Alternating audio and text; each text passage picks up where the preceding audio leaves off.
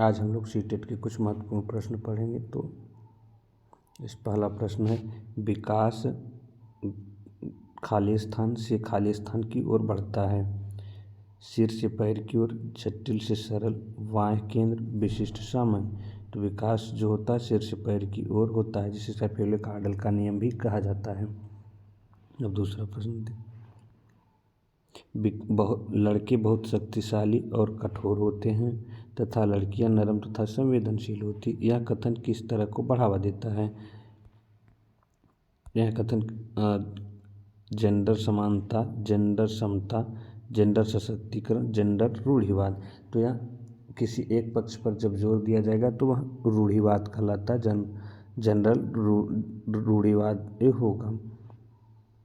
अब इस तरह मेधावी प्रतिभाशाली बच्चों में किस तरह की संभावना होगी? उनमें मूल बातों की सहज समझ का अभाव होगा। सहपाठी की तुलना में काफ़ी धीमी गति से प्रक्रिया करेंगे। यदि कार्य चुनौती भरा है तो उस काम को तुरंत छोड़ देते हैं। समाधान खोजने के प्रति इच्छा व्यक्त करते हैं।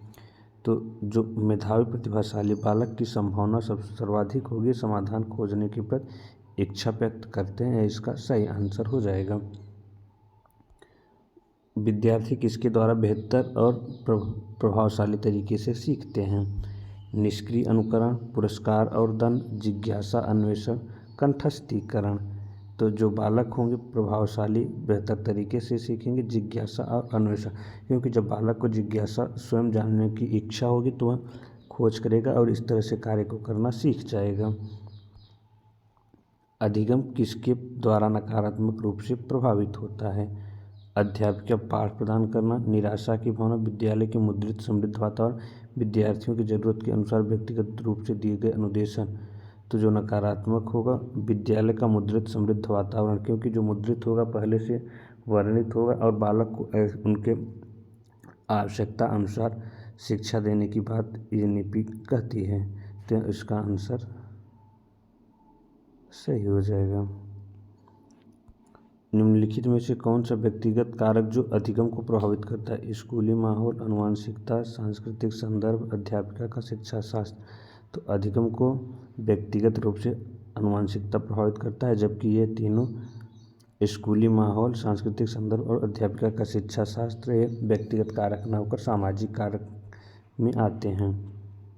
मानवीय क्षमता जैसे बुद्धि, समस्या समाधान, समालोचनात्मक चिंतन का सापेक्ष रूप में विकास के किस क्षेत्र के अंतर्गत अध्ययन किया जाता है? शारीरिक, संवेगात्मक, संज्ञानात्मक, नैतिक। तो जो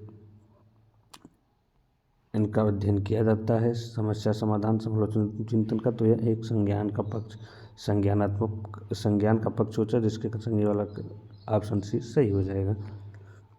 राष्ट्रीय शिक्षा नीति 2020 सुझाती है कि शिक्षा पाठ्य पुस्तक की विषय वस्तु तक सीमित होनी चाहिए, तथ्यों के कंठस्थीकरण पर आधारित होनी चाहिए, विद्यार्थियों के बीच प्रतिस्पर्धा बढ़ाने की उन्मुख होनी चाहिए, समालोचनात्मक चिंतन के विकास पर केंद्रित होना चाहिए। तो इसका आंसर हो जाएगा विद्यार्थियों के समालोचनात्मक चिंतन के विकास पर केंद्रित होनी चाहिए।